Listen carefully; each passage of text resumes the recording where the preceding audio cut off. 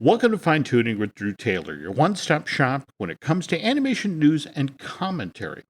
I'm Drew's co-host, entertainment writer Jim Hill, and he and I are recording this on Friday, August 20th, 2001. This episode of Fine Tuning will actually be posted on Tuesday, August 24th, which is the 27th anniversary of an event that changed the world of entertainment. It was on the 24th of August, 1994, when it was revealed that Jeffrey Katzenberg would be stepping down as the chairman of the Walt Disney Company. And stepping down is such a kind way of putting that, right? Michael basically pushed him, didn't he? Yeah, I mean, you can even see this in what the company was producing. You know, I'm still toiling away on this Runaway Brain story, but if you watch the film, when Mickey is outside Frank and Ollie's place, it's the same scene with Zazu. Mm-hmm. You will see a small pink slip, Jim, and the initials JK. No, no, really? Yes. Yeah. Yeah. Oh my God, I had no idea. I do about Zazu. Oh my God. Okay. This was all sort of put in motion because Jeffrey, after Frank Wells was killed in that tragic helicopter accident in April of '94, Jeffrey wanted Frank's job, and he felt he'd earned it, right? Yeah.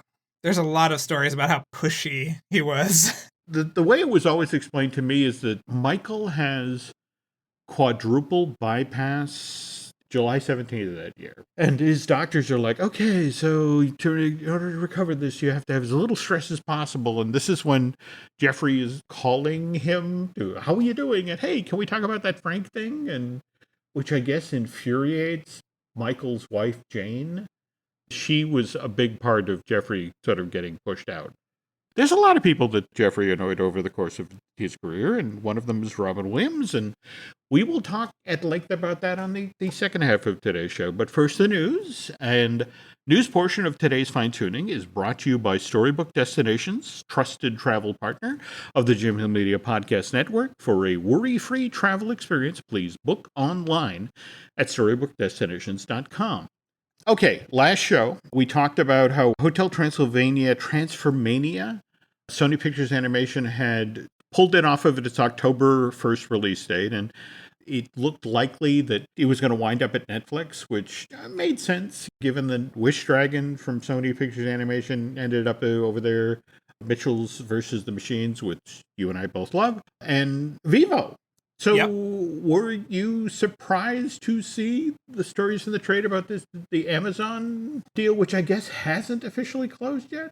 Yeah, I was surprised. And, you know, I was theorizing with you earlier that the Amazon thing might have been in part because Adam Sandler isn't a part of this Hotel Transylvania. Have we talked about this yet? That Adam Sandler and Kevin James are both not back? I think we have mentioned this. But, you know, Adam Sandler has this huge deal with Netflix. Obviously, he makes, I think, a few movies a year for Netflix. Yeah, I think that would have fit a lot better. And I wonder why that it didn't go to Netflix. I don't know. It feels like that would have been like a nice gesture after releasing all these weirdos, you know, one-off movies. Like, have the franchise and, you know, build it into your Halloween programming. Because, you know, you and I have seen over the years, each year, the Halloween programming on the streaming service become really, really important. And it feels like there's more pressure put on it each year. So I feel like that would be a kind of cornerstone for whoever gets the movie. Because the other thing is that we don't know what the release date is going to be now, right? Like, it was supposed to be October 1st. Will it still be October 1st? We do not know. This is true. We've got the Amazon Prime thing. We even have supposedly a dollar amount, $100 million, which the fourth and final film of a franchise. And don't get me wrong. I mean, you know, you and I both know how much the Hotel Transylvania films have made to date. Likewise, the popularity of the Hotel Transylvania series that's been running over on Disney Channel. We also talked on the last show about Emma Stone cutting that deal for Cruella 2. Did you see what Matt Belloni, who used to be the editor of the Hollywood Reporter and has recently launched a newsletter, What I've Been Hearing, which has broken quite a few stories just over the last couple of weeks. But did you see what he said about the Emma Stone deal? Yeah, it sounded like she was taken care of for the first film and is making even more money. He says 8-figure payment for Cruella 2, but I've heard it might be even higher than that. He actually tweeted this part of it out. To the effect of Emma Stone reportedly received an 8-figure make-good payment for the first Cruella's hybrid release, as in out in theaters, but also available through Disney's Premium Access feature over at Disney+. So the theory is that, especially given what Chapek said during the quarterly earnings call last week, where it's like all the stars are okay with what we're doing in regard to how we're handling films during the pandemic. And the fact that news of this deal bubbled up after that call, kind of interesting. Well, it sort of connects to our feature, Jim, because, some people are very angry and then they get paid and come back for a direct-to-video sequel years later. So, just to tease what we'll be talking about later on. Very true. It's speaking of it's not direct-to-video. It does start as a digital release on September 21st, but you pointed out the Night of the Animated Dead, which is coming from Warner Brothers Home Entertainment. And how did you describe the trailer, Drew? Well, it is just shockingly inept. It looks like someone created it on Microsoft Paint or something. It's really bad. And this is what happens, Jim, when you don't properly copyright your movie. And Night of the Living Dead has been in the public domain for many years now. There is all sorts of shady stuff. Yeah. Gangsters and you've all heard the story about why that copyright lapsed, but this is what happens, Jim. It looks terrible.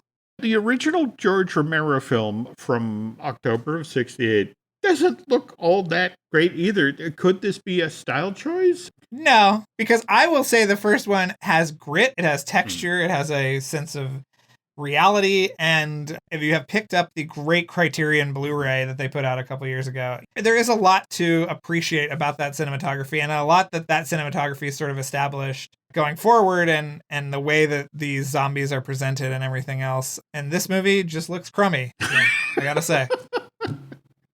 Oh, okay. I love the spirited defense and then the right hook at the end. Okay, well, the digital on September 21st, and then there will be a Blu-ray combo pack and a DVD of Night of the Animated Dead, becoming available on October 5th.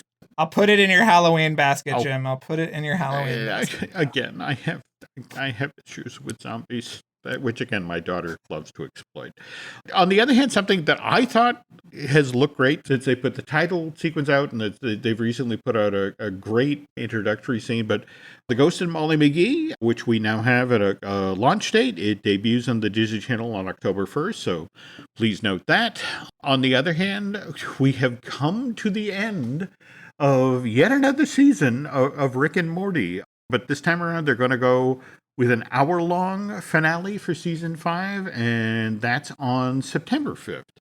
You, of course, sent along info about the 4th and final Adventure Time Distance Land special. They had these a year or so back for HBO Max. Yeah. They've all been fun. So this one, which is titled Wizard City, drops on September 2nd, and is the backstory of Princess Bubblegum's loyal assistant, Peppermint Butler, who is described in the press materials as a mild-mannered occultist. I have no idea what that means, Drew. But I will watch this. Yeah. But what did you make of the other Adventure Time news this week? They will just not let Adventure Time die, will they, Jim? There were those of us who loved the show, and so if it continues on in various forms, and this is a new form, right? Fiona and Cake? Yeah, Adventure Time, Fiona and Cake. Well, that's the working title. I guess we don't know the actual title yet. But, this is the kind of gender-swapped, species-swapped versions of Finn and Jake. So the bullet point for this is Fiona and Cake, with the help of the former Ice King, Simon Petrikov, embark on a multiverse-hopping adventure, which, I have to ask, did you get to see this week's What If from Marvel Studios? Oh, yeah, I've seen the first 3, so I've seen next week's too, which is really fun. But I thought this week's was the best of the bunch so far. What a special episode. I love the endless left turns. Thanos as a hero. Spoilers. Yeah, spoilers. But also a kind of an insistent hero, to the effect of, isn't that genocide? Well, no, it's planning. They even brought back Seth Green to do the voice of Howard the Duck. There was so much fun. Yeah, these shows have been really exciting. Mm-hmm. And I saw Shang-Chi this week, too, which is just wonderful. I saw that. You know. I also saw you got hammered on for saying nice things about the action scenes of this movie, right? Or Yeah, I'm apparently a Disney shill, Jim. So after this, I'm going to hop in my private jet that was paid for by Bob Chapek. There we go. You know, head on down to Castaway Cay, and you know that'll be my weekend. Okay. So yeah. Well, all right. Hope you and Nova enjoy your time on the beach. But again, back to Shang-Chi. It delivers the goods, or? Oh yeah, I've seen it twice now, Jim, really? Because I was somebody's guest at the premiere, so I had to bring my wife, you know, a couple days later to watch it. And you know, it was one of those things where I was just really excited to watch it again. I think it's just wonderful. The action cinematography is really amazing. This guy Brad Allen, who recently passed away, he was only 48, but he's done some amazing things. Did all the choreography and the second unit direction, and it's just a really fun. You know, it feels like Black Panther in the sense that it's kind of opening up the world, both in terms of representation and a kind of new mythological corner of the Marvel Universe that's very indebted to Hayao Miyazaki, our favorite. So, yeah, it's a wonderful film, and I can't wait for you and Aaron to talk about it on Marvel Us Disney soon. The weird thing is that they were doing screenings in IMAX theaters all over the country. That's when you know they have something good, when they're showing it that early to people. Right. Just to slide back to Adventure Time, which again, we're getting a multiverse kind of a show here, but we don't have a date on when this is going to show up on HBO Max. We know 10 episodes, half hour long. Got to assume 2022, 2023, right? Or yeah, that's what my assumption was. Whenever we'll get that unicorn show from Gendy that we are still promised. Still waiting on that one. There you go. Okay. On the other hand, we know exactly when we're getting Star Wars Visions. That's those 9 anime-inspired short films. Those are going to be showing up on September 22nd. And you were mentioning that you were really impressed by that trailer. Yeah, weren't you? I was.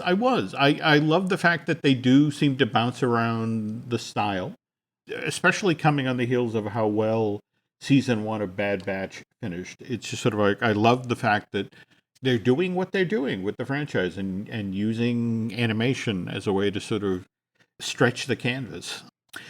Just before we started recording tonight, you got the news about the 50th fireworks show for Walt Disney World. What is the name? Well, they spun the Lynn Testa naming convention wheel, and they landed on Disney Enchantment, I think, or Enchanted.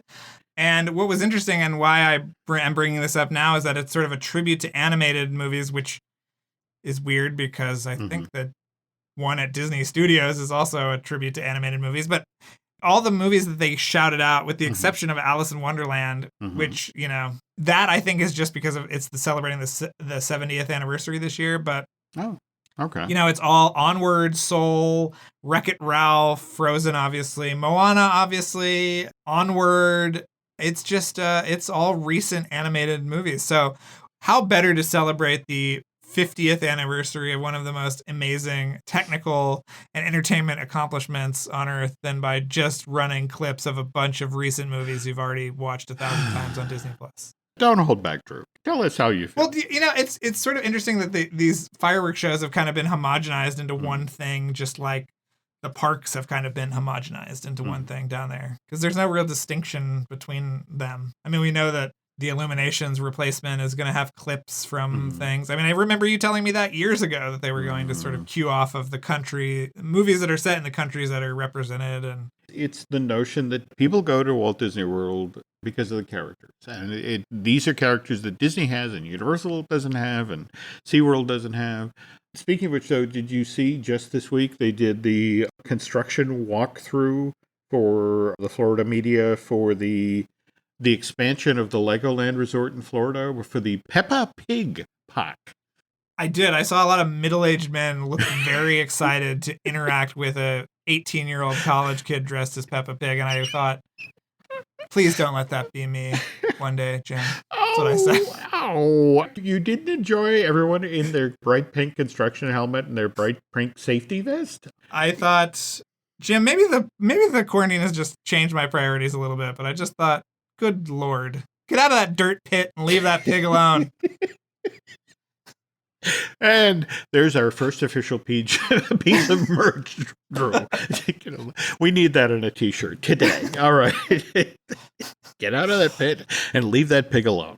All right. Speaking of merch, though, that just this week was shopping at Target and loitering in the toy aisle and came across the Monsters at Work playsets, which they have obviously already done merch based on Disney Plus series. I mean, Baby Yoda comes immediately to mind. But this, to me, seemed to be the first of the animated stuff. And you were saying this is actually kind of controversial, right? Well, yeah, I know that people at Disney Television Animation, now Disney branded television, are a little upset because, Jim, you and I recall the joy of finally seeing DuckTales toys in Target, years into their run. Yes. The, consumer products face of Gravity Falls was incredibly limited. And then they put out a book that becomes like the highest selling book in the history of Disney publishing. Mm-hmm. And there's just sort of a weird, there's just so much emphasis on Disney Plus that it feels like some of the other business units kind of aren't getting the attention that they deserve. And I completely sympathize. I think that, the fact that there was never any Star versus the Forces of Evil merchandise ever is crazy. I agree. Obviously, no Wander Over Yonder. And to me, it's like a chicken or the egg thing where these shows don't last as long as maybe you think they would, or maybe are canceled prematurely in the case of Wander Over Yonder. And is it because there weren't things in the marketplace that reinforced and ignited enthusiasm for these properties? So yeah, I don't know. It's an interesting point. This is Disney, which typically doesn't miss a trick. I mean, for example, again, wandering through Target and notice that, they're sitting on a shelf was a 2-movie collection that had the 1992 animated version of Aladdin, but also they'd paired it with the 2019 live action, Aladdin, where Will Smith played the genie. And weren't you imagining that they did something similar with Alice in Wonderland at one point? Or? Yeah, this is like a new initiative in consumer products fairly recently for the past 5 years where, they usually would let the live action thing kind of play out on its own and support that independently. But then they introduced this thing around the time of Alice Through the Looking Glass, which they called the Uber Alice, Jim, which is the most Disney thing I've ever heard in my life. Uber Alice. The Uber Alice, where you would promote both simultaneously. And that enthusiasm for one product would, inform enthusiasm for the new product. So this is the Uber Aladdin we are seeing, Jim. I did not know that. But again, speaking of Aladdin, when we get to the second half of today's show, we will talk about Robin Williams' issues with Jeffrey Katzenberg when it came to this animated feature. The family that vacations together stays together. At least, that was the plan. Except now, the dastardly desk clerk is saying he can't confirm your connecting rooms. Wait, what? That's right, ma'am. You have rooms 201 and 709. No, we cannot be 5 floors away from our kids. The doors have double locks. They'll be fine. When you want connecting rooms confirmed before you arrive, it matters where you stay. Welcome to Hilton. I see your connecting rooms are already confirmed. Hilton, for the stay. Every story you love, every invention that moves you, every idea you wished was yours, all began as nothing. Just a blank page with a blinking cursor, asking a simple question. What do you see? Great ideas start on Mac. Find out more on apple.com/Mac. All right, listen up, nacho chips. Quiet down, crispy potatoes. This is the moment Velveeta's been preparing you for, and you're not about to crack under pressure. Today's the day to go all in on the drip. Velveeta's Heat and Eat Queso is the MVP of any game day spread, so stick by them, and you'll be golden. Now get out there and make delicious history. No tailgate party is complete without Velveeta. Before we get to talking about Jeffrey and Robin, a couple of quick things to wrap up here. We just got word that TMS Entertainment, they're announcing the launch of a dedicated Lupin III channel. Now, they're partnering with the leading free television streaming service, Pluto Television. Leading? Okay, I'm sorry. They're going to be, the Lupin channel will be showing the most popular modern films as well as the classic series titles 24/7. If you're looking to chase that down, folks, that's Pluto Television Channel 842. Have we heard anything yet about the Lupin the Third CG movie? Yeah, it's actually on Blu-ray right now. Is it really? Yeah, G-Kids put it out. Yeah, it's wonderful. It's a wonderful disc. And they actually recently also put out a 4K restoration of Castle of Cagliostro. Ooh. So if you want to get that Miyazaki and Lupin hit, check that out. Also, I wanted to mention in the same breath that G-Kids is putting out a deluxe box set of Neon Genesis Evangelion. I think it's the most complete set that has come out so far. Pre-orders are up right now on the G-Kids website, although the price is a little tricky, Jim. It's clocking it at a cool $275. Yeah, but how many discs is that? Well, it's one of those that includes a lot of peripheral stuff that you or I would not enjoy, and our spouses would probably leave us over, like a paperweight and all this kind of like, there's like a book or something. But they have promised that on August 30th, so not too long after this episode airs, they're going to be announcing subsequent versions of the box set that maybe aren't as deluxe that you can purchase for what I'm guessing is going to be a more standardized price point. This one has artboards, 156-page book, a resin paperweight, and a Nerve ID card with lanyard, Jim, so you can pretend to be a feisty little Gundam fighter yourself. But yeah, the pre-orders are a limited time, so we'll see. We'll follow up next week, I guess, and see where we're at with this new edition of Neon Genesis Evangelion. Because I know the new movie came out too, right, on Amazon? It did. Yeah. Oh, very cool.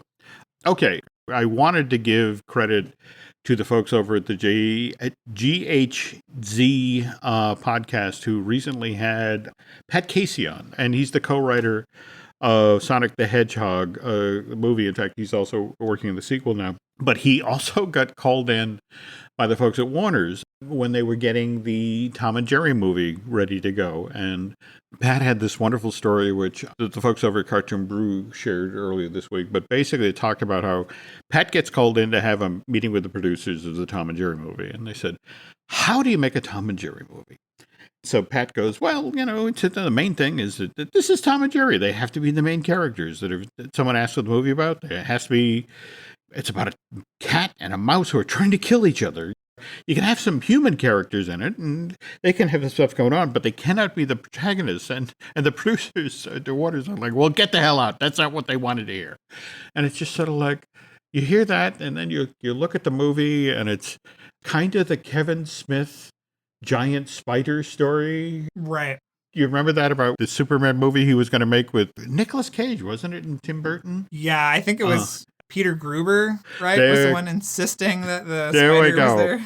There we go. And I bring that up because just the other night I was watching Wild Wild West with Will Smith, and it's like, oh yeah, the giant mechanical spider that he couldn't get into Superman, but he shoehorned into the Wild Wild West. So wait, what, Jim? Wait a second. We got to investigate this for a minute. You were just casually watching Wild Wild West. Nobody accidentally watches Wild Wild West. You need to elaborate on how this came to be.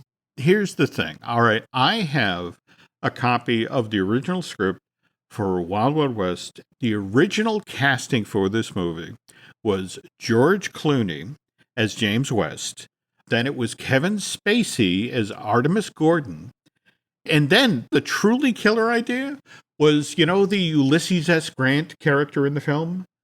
Yes. They were going to bring back the guy who played James West in the original series. Oh, wow. Every so often you hear about these things. Like, for example, I guess it was Tim Burton who wanted, in his Batman movie, the one with Michael Keaton, he wanted Adam West to play Bruce Wayne's dad in the crime alley scene. Oh, wow. just the notion of a little nod to the, what had come before. It's something, oh, no, we don't want to do that. That would make this campy. I get it. It was very conventional casting with George Clooney and Kevin Spacey, and I love those could-have-beens. But again, with the Wild Wild West thing, it was the notion of if we have Will Smith, this will open worldwide, whereas George Clooney and Kevin Spacey will do okay. And we know what rat hole that went down. Right. I will say Wild Wild West was also re-edited after the fact. Do you remember after 9/11 where any kind of violent stuff was taken out? So they took out, there were, I guess, a lot of shootouts and stuff that they just removed completely from the movie after 9/11. So, wow. I say if you take out gunfights, you let the terrorists win, but, whatever. It's so interesting because we're about to start talking about a Ron Clements, John Musker movie. And isn't that exactly what happened also with Treasure Planet? Yeah. Post 9/11, they went in and edited out a lot of the gunplay and just sort of like, they're pirates. They gotta stab somebody. It's always strange to hear, things like that. But I guess we should mention that you wanted to talk about Aladdin because, of course, what's been in the news this week, but Disney Genie, which has put the Genie from Aladdin front and center. And have you seen all of the fan-made artwork in regard to Disney Genie where they've swapped out, Scrooge McDuck? And the one I particularly enjoyed was the Prince John system, where you pay all this money and you get less than you got before. So right. Yeah, a lot of Photoshop has been burning up this week, putting those together. But I mean, someone talked about this on Twitter, and I had to kind of come in and swoop in with a very abbreviated version of this story. So I thought we could elaborate today, and we could talk about the friction between Disney and Robin Williams in regards to the Genie character and the promotion of Aladdin. I have a copy of I think it's a 30-page scenario that Howard Ashman wrote for his take, where it's, the really a Bob Hope and Crosby movie. And I also have the screenplay that Ron Clements and John Musker wrote for Aladdin. This may even be the version after Terry Russo and Ted Elliott came in and did the polish. But when they get to the Genie in the script, it literally says that he is a Robin Williams-like character that can change into anything. So, right from the get-go, that was the plan. They needed Robin Williams to make this movie work. Though I've been told that the fallback position, that if Robin had said no, they were talking about Steve Martin and Martin Short. And they asked Eric Goldberg to do a piece of test animation, and he found there's a lovely chunk out of Robin's debut stand-up album, Reality, What a Concept, where I'd like to talk to you about schizophrenia. No, he doesn't. Shut up! This great piece of material.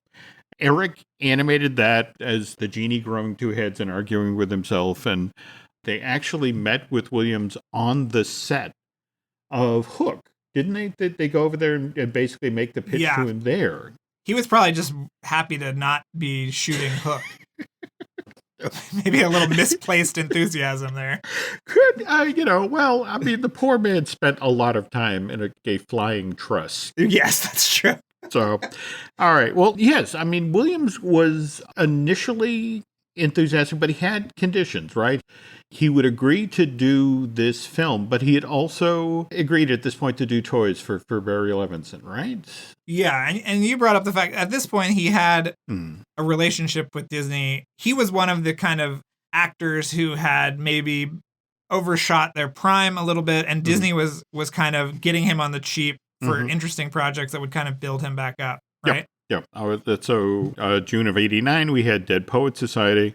Likewise, the Back to Neverland film with him and Walter Cronkite is honestly one of my favorite parts of, the original opening version of Disney MGM. I would actually say that was more entertaining than the Great Movie Ride. Oh, boy. Barry Levinson, back when he used to work with Valerie Curtin, when she was his writing partner, they wrote the script for Toys. And again, to give you, and in fact, it's been very interesting this past week or so with people making all sorts of Vietnam comparisons to what's going on in Afghanistan. But that was what initially influenced Valerie and Barry to write toys.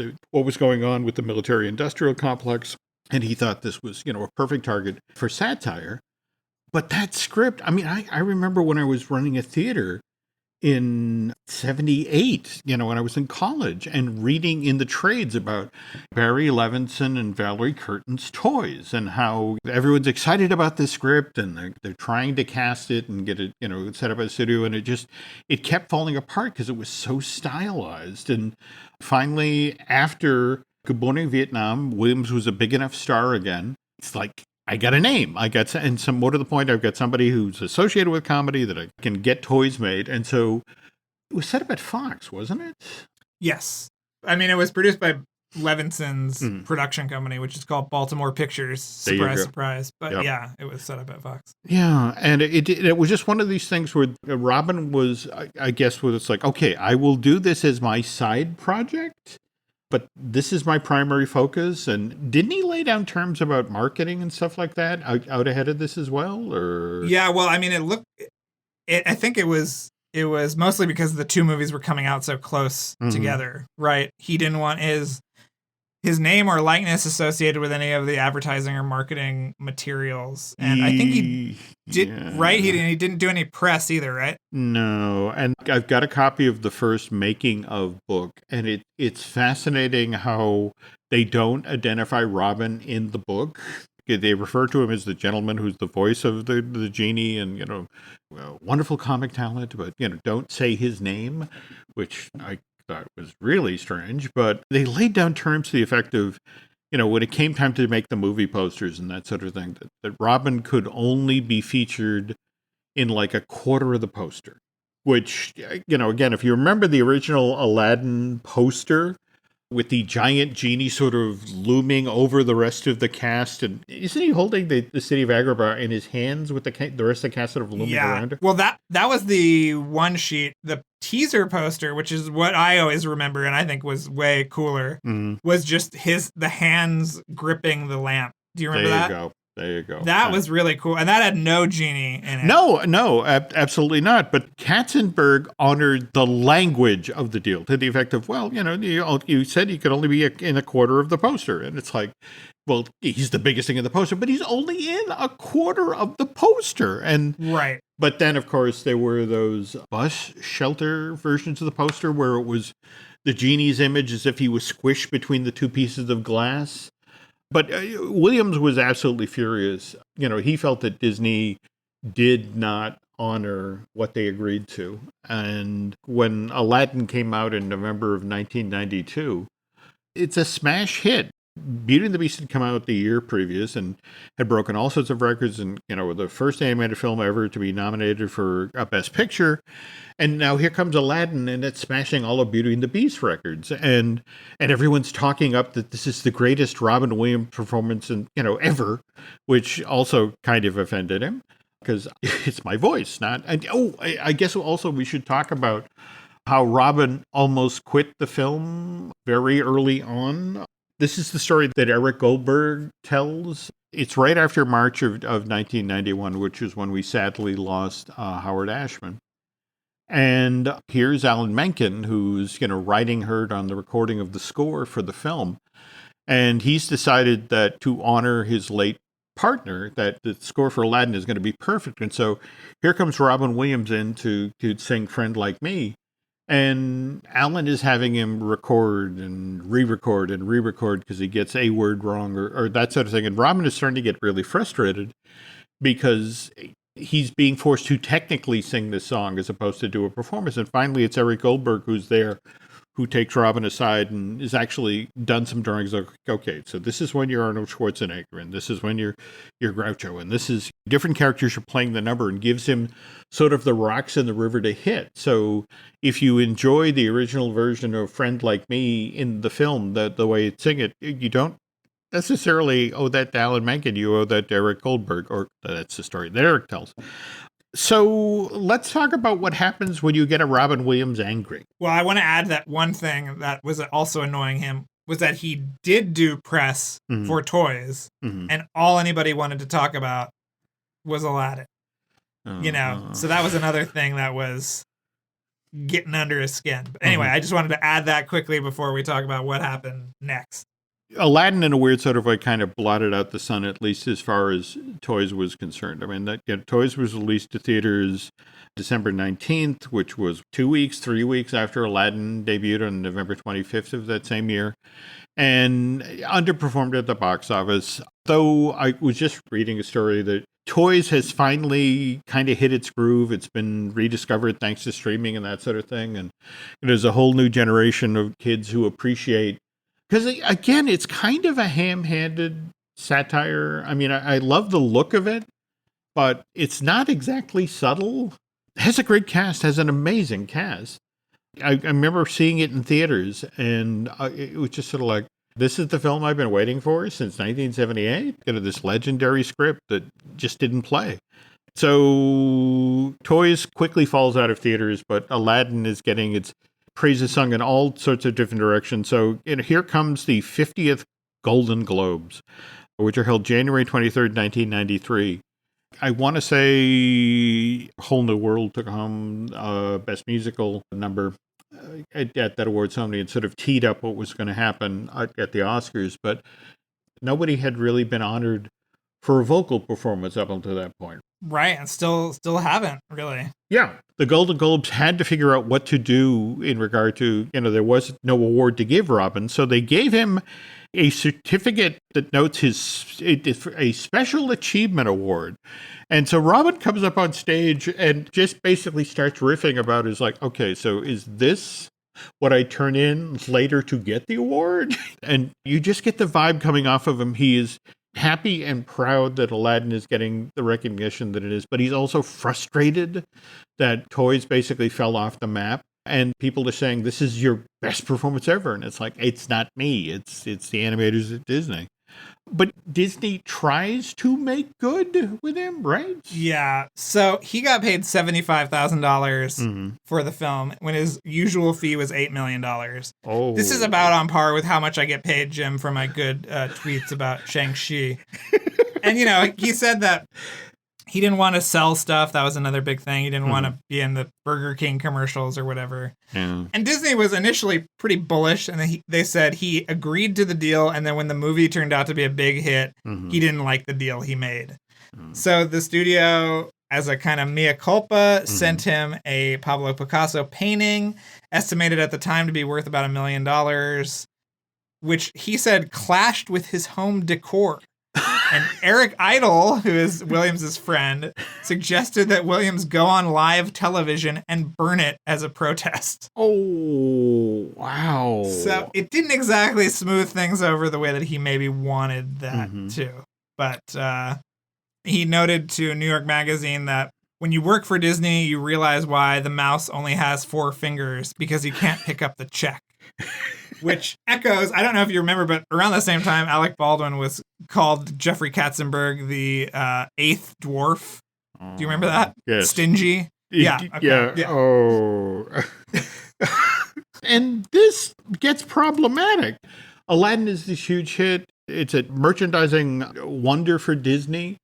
But at the same time, you have Robin out there who really wants nothing to do with Disney at this point. And instead of Good Morning Vietnam, it's Good Morning Chicago. It's the proposed sequel to that film. What?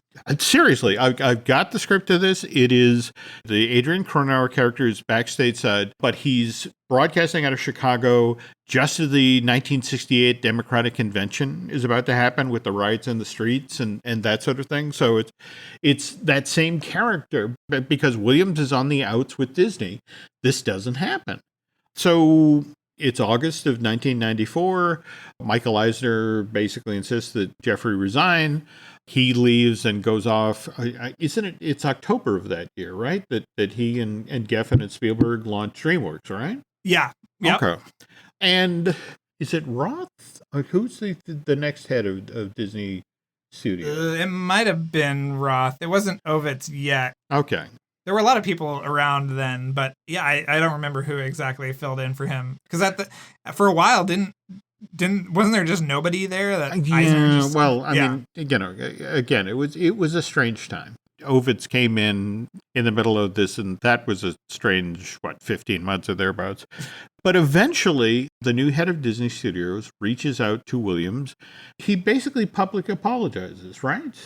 Yeah. We had a deal with Mr. Williams, and we did not honor that deal, and on behalf of Disney, we apologize. And that's actually how we get Robin doing the voice of the genie again for King of Thieves, which comes out in August of 1996, so 25 years ago this month. A friend of mine had shared with me Dan Castellaneta, the voice of Homer, and also the gentleman who did the voice of the genie for the Aladdin, the animated series. He had already finished working on the film when Robin agreed to come back and voice the genie again. They put him in a booth with the script that Dan had worked in, and he riffed on the lines, and they suddenly found they had better material, but they then had to go back and reboard and in some cases reanimate the footage for that Walt Disney television animation production. And then as a make good, Disney was kind of like, whatever you want to make, we'll make it here at the studio. And that's when they made Bicentennial Man. Bicentennial Man and Jack, Jim. The two. Yeah. Not two of Robin's best films. I still remember sitting in a theater where it's Bill Cosby and Robin Williams with a bunch of kids up in a treehouse, and they're all sitting around a paint can that someone has farted in, and it's like they're daring each other to open it, and it's like, I'm so glad I came to this temple of entertainment for this moment. Yes. Well, I'm very curious as to when he recorded his dialogue for the Timekeeper in all of this. I assume before the poop hit the fan with the Aladdin, but yeah. Yeah. I will have to do some poking at that. Yeah, poke at that. That's another of my favorite attractions that I wish was still in a Disney park. Between the story that told and how well it was put together, and just that animatronic version of Robin along with Nine Eyes.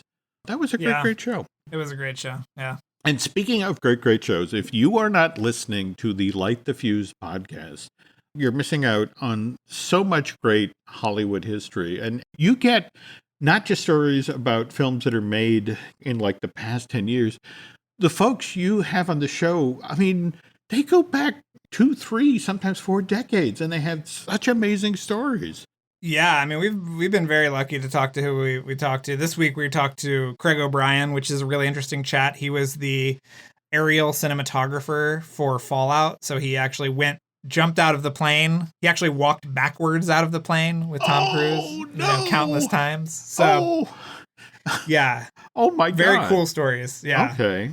That's must listening, folks. But again, what's great about Light the Fuse is not just Mission Impossible, but you also get great stories about the Top Gun franchise. Likewise, the John Wick franchise. Yeah. Yeah. And occasionally Color of Night, Jim, because we've talked to a lot of people who also worked on Color of Night. Really? Yes. Jim, clearly you aren't listening because the amount of times we've talked about Bruce Willis's manhood on the show is shocking. We should probably be arrested, but instead we are allowed to continue this podcast. Okay, well, we the interesting thing now to counter with Disney Dish, we so rarely talk about Bruce Willis's manhood on that show. I mean, I think it's been weeks. Well, yeah, I mean, it'll come up sooner or later. No pun intended. Oh, okay. Yeah. Moving on. All right. So I guess we the Jim Hill Media side of things, we've got Disney Dish with Lantesto. We've got Marvelous Disney, the Marvel News podcast they do with Aaron Adams. I swear to God, I'm going to get a new Universal joint out the door if it kills me. In the meantime, if you could do Drew and I a favor, if you could head over to Apple Podcasts and you could rate it and review not only Light the Fuse, but also the podcast you're listening to right now, Fine Tuning. That would be incredibly helpful. What would also be helpful is, hey, you want to subscribe, head on over to Bandcamp. I know we touched on this earlier in the show, but seriously, if you are not following Drew on social media. You are missing out on so much fun. So can you tell people where they can find you? Drew Tailored, like a tailored shirt, on Twitter and Instagram. And I want to tell all of our California listeners, Jim, to please vote about this stupid recall election. Vote no. This could be California's Brexit, Jim. If I go screaming out of the state, we know what will happen. So I just want to put that out there. That's my little civic duty, Jim. Okay, so yes, there you go. I understand it. I'm just kind of surprised it got this far, but yeah. Yeah, it's making me very nervous, Jim. So I have to, No, I get that. I do. Also, Nancy would like to remind you, by the way, social media-wise, you can find us on Twitter and Instagram as Jim Hill Media and over on Facebook at Jim Hill Media News. Thanks for listening, folks. We'll be back soon.